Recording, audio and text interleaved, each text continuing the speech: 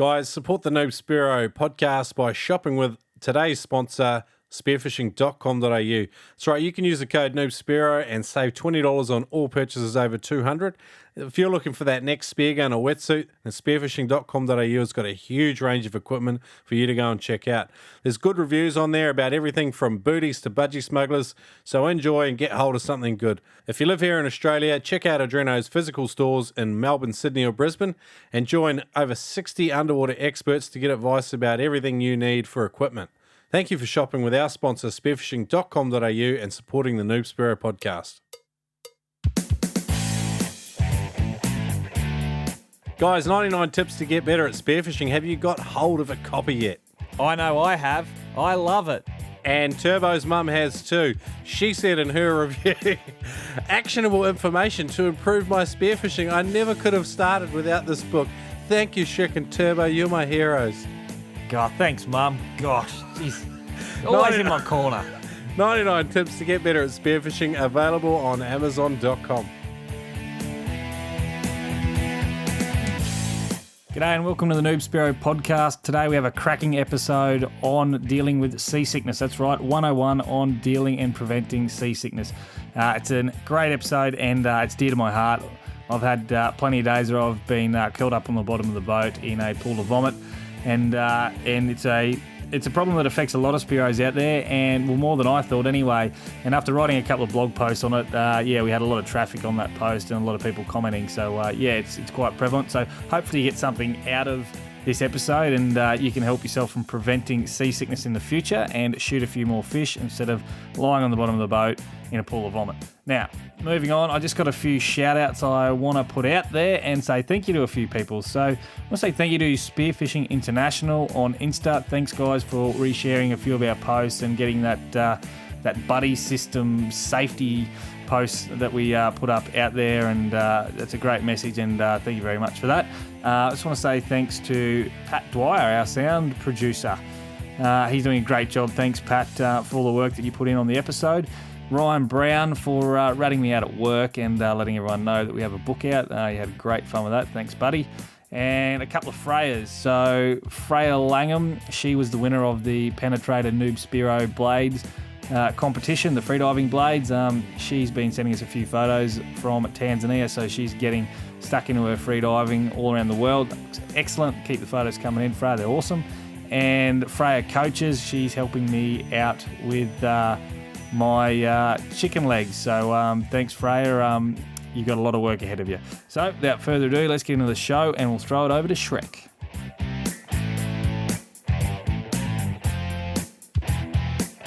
I wanted to share awesome experiences that you can have when you are in the water, and that's why I started spearfishing. I just clamped down on the reel and got drugged down to about 50 feet, and I'd never had a battle like that before in my life. But when you're learning where to hunt and find fish, they're the hot spots. It's where fish want to be. Don't overcomplicate your gear. Don't go diving dressed up like a Christmas tree. I actually started off in stubbies with a bloody belt with a pig knife on it. And they've seen this big fin break the surface, roll into the water, look down, here's this nice big great white. Once your face hits the water and you feel relaxed and all the other stresses of life seem to disappear. It's a whole new world and it's mysterious, it's magical. Beats the shit out of knitting anyway. Oh, yeah. G'day guys, welcome to Spearo's 101 Guide to Preventing Seasickness. Now this podcast comes from an article on the noobspearo.com website. It's been quite popular since we started the site. It's been probably one of the first bits of good advice we had up on the site, and a lot of people have commented on it. In fact, someone from the BBC, a reporter, actually reached out to us for some comments on another article she was writing about motion sickness. So Turbo, how did you get started writing a guide to seasickness, overcoming seasickness? Yeah, well, basically, as you know, I get seasick really badly. So anytime we go out and it's 15 knots and it's more than a metre of swell, I end up on all fours on the deck or like haunched over the gunnel, vomiting. And if I'm not doing that, I'm diving, coming up, vomiting, trying to do a breathe up whilst not vomiting, and then diving again and not diving well. And the other problem I had was if you do take a lot of the seasickness pills, I don't dive very well on them. I get really lethargic and sort of drowsy. So I needed to come up with a way to address it, and I thought that it might affect other people. Yeah, you've been asking me for a while how to put on weight because it's something I'm an expert at. And look, first things first, you've got to stop spewing up. You've got to hold your KFC down, buddy. So let's hook into it. Let's give some of these tips away that you have written in your article. So I love this quote. Here's what I do to avoid becoming a chunder cannon. Good stuff. Righto, tip number 1. Yeah, so even before you go out, if you know you're prone to seasickness, I keep a really good eye on the weather forecast, a few days out. And if it's going to be really, really rough, I don't even bother going. I just, give it a miss because basically you're potentially going to have a really bad time and annoy everybody. So, that's if it's really bad. That's at the extreme end. Before we started, you mentioned seasick pills. Tip number 2 is take your seasick pills early. What seasick pills have you taken? What have you found to be effective? And what have you found to probably cause you more drowsiness than others? So at the top of my list for effectiveness is Avamine or Avamine, whatever you want to call it. I find that one, I take those maybe just one of those, and I don't get seasick at all. Like we just did the Coral Sea trip to Cato Reef in sort of 3.5, 4 metres of swell, and I just took those for I think the 24 hours that it took or whatever it took to get out to that reef, and didn't once get seasick. But they can make you really, really drowsy, so be careful with those. There's the other 2 popular brands are Quells and Travel Calm. And I think they have a similar active ingredient, and they will make you drowsy as well. And do not take them with alcohol. God, that is a big one. Trust me. I think Daniel Mann said he gets pretty sideways on those. So it says in your tip, take your seasick pills early. They work better if you take them a couple of hours earlier. They don't work at all if you can't keep them down. So that's pretty cool. Right, tip number 3. Tip number 3. Get your suit on and gear up before you get on the boat. Seriously, it's better to do this in flat water. There's nothing worse than being buried in your dive bag, trying to get booties, socks, and wetsuits on while you're rocking or you're sitting on that rocking horse. Like, it will make you so sick. Like a fisherman will say it as well. Like rigging up, tying their lines. It's when they get seasick. So best to be completely rigged up and ready to go. And that's really good too because it means that you're ready to be the first person in the water when you pull up at the spot. And tip number 4, to prevent seasickness, stay at the stern of the boat. So talking about a planing hull, why would we stay at the stern? Yeah, like when you're travelling, that's seems to be the best ride in the boat. But and I think a bigger boat's probably midship's probably better and nice and low. And if you've got a 2-stroke engine, smelly old 2-stroke, that'll make you that'll just compound the seasickness. So, best to stay out of the stream of 2-stroke smoke as well. Cool. So stay at the stern unless it's a 2-stroke, and that way you can sort of not only prevent seasickness, but look after your spine as well. It's a good point. All right, tip number 5. Get in the water as quickly as you can. Now, you do this disgracefully and unapologetically. You race to beat our skipper in J-Lo, who is renowned for gearing up in lightning time. No man can gear up faster than that man. So how did you sort of come to this tip? Yeah, so this follows on from gearing up on the boat. So like the longer you're on the rocking horse, the quicker you're going to get sick. So just make like a woman at a Myers Boxing Day sale and just push, just part the crowds and just get over the side as quick as you can, head in the water, start your breathe up, get somebody to throw you your gun. Even if you get in without your gun, just get your gun thrown into you and then just get into diving and concentrate on your diving and leave boaty duties to someone that is, made of tougher stuff. Yeah, that's good. Right. So your tip number 6, you don't even believe in, but you have put it in there just because everyone else sort of says to do it. What's tip number 6? Yeah, it's an oldie. They say look at the horizon or look at land. It never really worked for me. Apparently it's something to do with your balance or whatever, but Yeah, everybody says to do it, so there it is. You can give it a go. It doesn't work for me. I would still back getting in the water as quick as possible and seasick pills over looking at the horizon. Actually, having said that though, in terms of, though I don't think looking at the horizon works, what doesn't work is being in a cabin or like a confined space, like on a little cuddy cab boat. That's much worse. It is better to look at the horizon, but I don't think it's, Yeah, cool. I went away and did a little bit of research, and Khalid wrote a academic article in 2011 about motion sickness, and he says that like part of the science or the physiological reasons behind seasickness is like an internal conflict from your, like a disparity between your brain and your nervous system, where your body actually is confused as to where the vertical plane is. So I can see why perhaps focusing on a fixed point could help you to sort of find your 0 point again, I guess, and maybe help your body tune in. But I don't know. I don't get seasick, so, or very seldom anyway. I've got lots of empathy for you. I love it.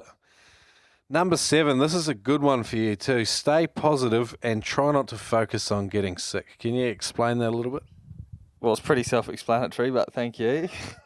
No, this one is this. I think sometimes you can work yourself into seasickness, and I know that Shrek loves this one because he's actually done some academic research on this.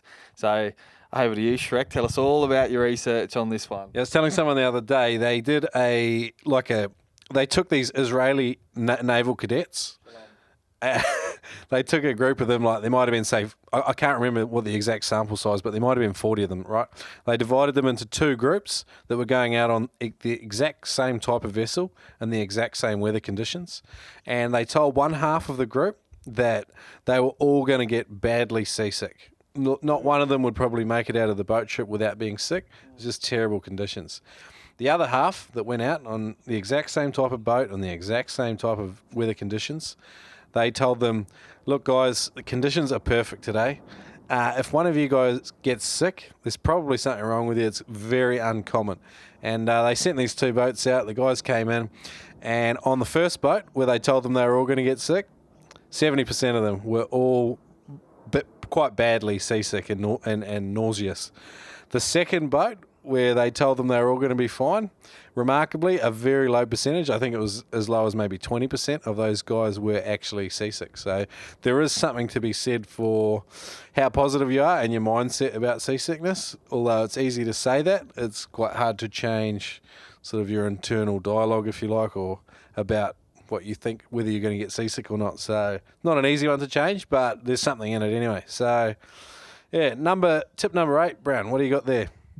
So learn the early signs of getting sick. For me, I start to get a bit gassy and I start burping, and I know straight away it's coming. And I've usually got about half an hour before I can sort of come good. So if that's happening, go on a damage control, get in the water. I mean, if you have to, take some seasick pills because you do have a little bit of time. So take your seasick pills, get in the water. I've done that and staved off seasickness. But they're the early warning signs for me. That's good. Tip number 9, you've said refrain from getting on the fire water the night before. Some of the research sort of supports that. It says avoid anything that will affect your circulation. So caffeine, anything that sort of will alter your pulse, if you like, your circulation. So there is something to that, and probably drinking alcohol makes you dehydrated as well. Although some people have commented before that if you're out at sea and you're feeling a little bit seasick, like it's a rough journey, and you start drinking rum, it can solve your problems. What's your take on that? Look, I'm not going to encourage everyone to go drinking when they're seasick, but I will say this. I have been at sea at times when I would get seasick, but I have been drinking beers and not gotten seasick, and not just on one occasion. So I would not be surprised if there's something in it.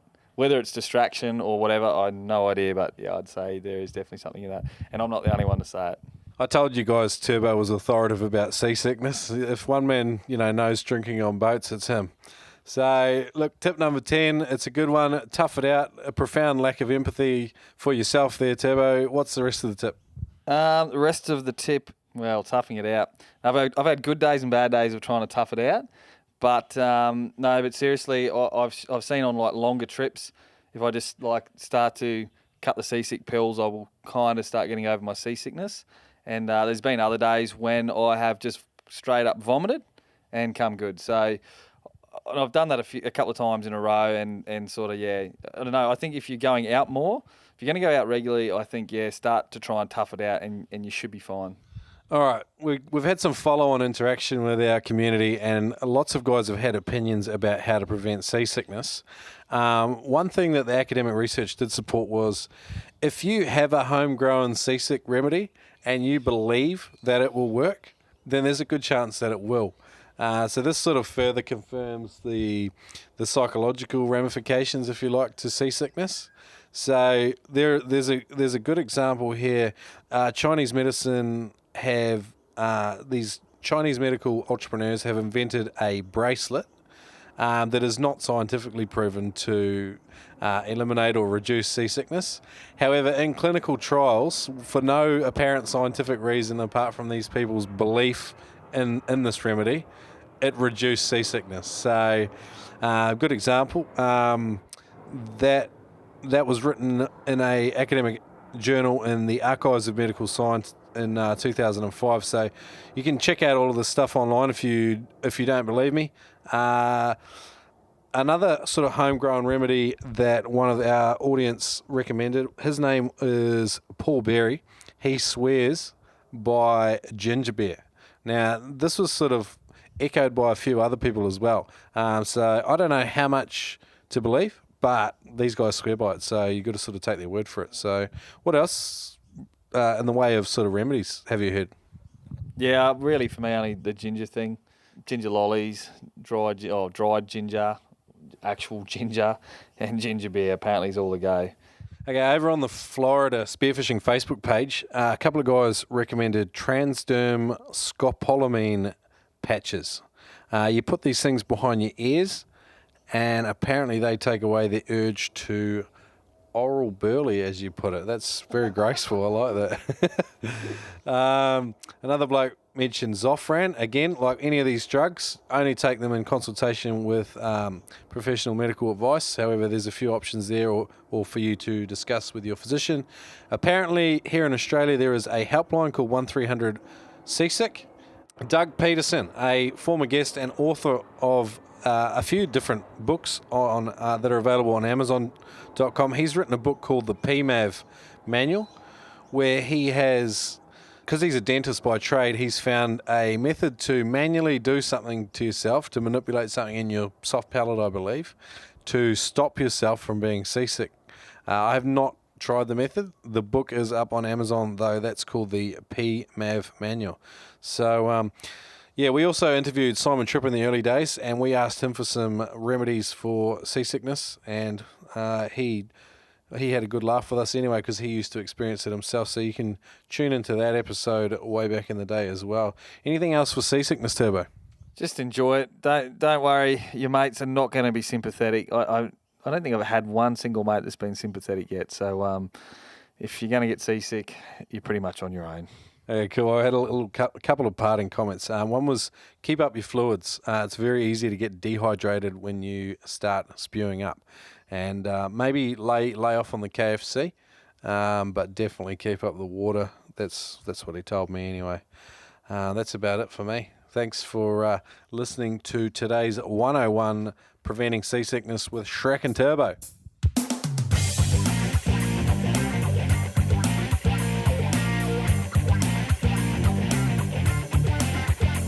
Guys, we have one pair left of the Spearo Penetrator composite freediving fins left in stock. They're in soft. These are soft. I love the soft, and they're retailing for $320. Penetrator got some exciting things happening at the moment. They've moved to new branding and a new finish on their blades, and they look absolutely amazing. But the new blades will be a little bit more expensive at $365. So if you would love to get your hands on a pair of the old blades for $320, get in contact with us at the show at noobspearo.com, either Shrek at noobspearo.com or Turbo at noobspearo.com, or alternatively get in contact with Larry directly at admin@penetratorfins.com.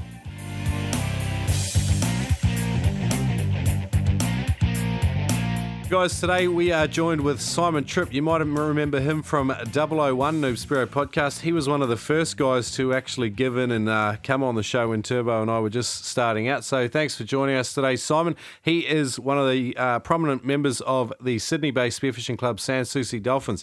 He's going to talk with us briefly about some of the benefits for joining a spearfishing club in your area. G'day, Simon. G'day, Shrek. Thanks, mate. Okay, so I've got 3 points on why you should join a club and the benefits of them. Firstly, they're just an endless source of information, everything from safety to fish ID, skill sets, responsible fishing, and it's a great way to meet like-minded people. And being around like-minded people, your spearfishing just improves. You'll go from an absolute beginner, you'll start spearing a few fish in quantity, then you'll become more selective, you'll target pelagics and great reef fish. Before you know it, you're travelling everywhere up and down the coast or overseas with your mates from your club, through contacts from other clubs. And before you know it, you can be an ambassador for the sport, which leads us to my third point, where by joining the club, you've just strengthened the associations that are in Australia. And by strengthening the associations, you're preserving your right to spearfish. We look after your access. And that's all important, because without having safe places to spear, we wouldn't be able to do what we love. So I just think a lot of people don't realise what clubs and the association like the USFA does in looking after your own backyard. We need the numbers to continue to lobby the bureaucrats, the fisheries departments, and in an endless battle with the green. Cool. So if guys want to find out maybe a little bit more about joining a club, is there a website you'd point them to? Yeah, definitely. So usfa.org.au, and you can scroll down. There's clubs everywhere in New South Wales. We're predominantly New South Wales. There's a Darwin club and there's a Queensland club as well, links there. My club's the Sans Souci Dolphins. We meet at Chifley at the South Sydney Amateur Fishermen's Association. It's in Macquarie and Hastings Streets there, third Tuesday of the month from 7:30 p.m. Come along. It's free to come along. Free barbie. Got to pay for the rum and cokes. That's it. But yeah, meet the guys. Anywhere from 20 to 60 guys are there at a meeting. Awesome. So Sans Souci Dolphins in Sydney, and you guys come under the banner of USFA. What does that stand for again? Okay, so they're Underwater Spearfishermen's and Fishermen's Association. Yeah, awesome. So, guys, we've heard it from Simon today, but there's spearfishing clubs all over the world. Wherever you are in the world, there's probably a spearfishing club. And if there's not, jump on Facey. I'm sure you'll find a group of good guys in your area. Start one. All right, cheers for that, Simon. Thanks for joining us today. Cheers. Thanks, Rex. Thanks, Turbo.